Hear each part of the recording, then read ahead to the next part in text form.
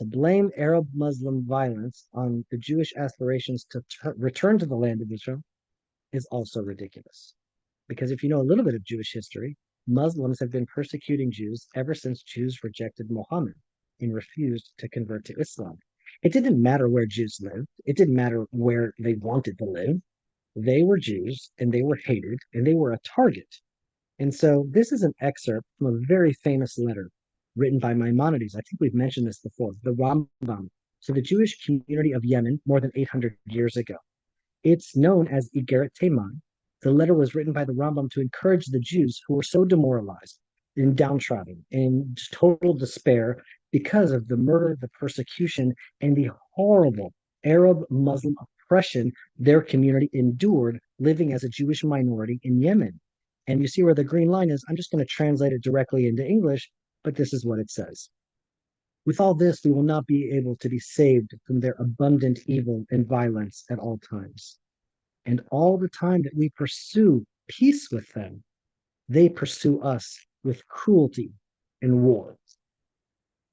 And so, saying 1967, 1948, this is 800 years ago. Muslims outside of the land of Israel were persecuting Jews. And so, what do we do here?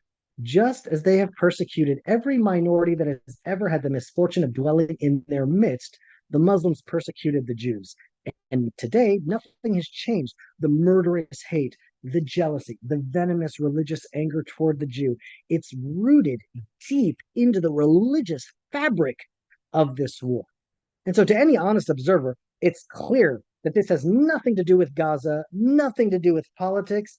This is a religious war. Now we've gone now to a deeper level.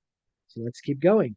The Jews were the first people that are mentioned in the Quran who rejected Muhammad.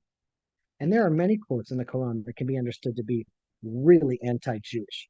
And the fact that the Jews live right now in the heart of the Muslim world, have built the most successful, thriving, free, attractive country in the region, surrounded by defunct, failing, uneducated, poverty-stricken Muslim countries, is such an embarrassment for Islam that the hate of the existence of the state of Israel, it's like an existential hate. It's like a living contradiction to their entire worldview.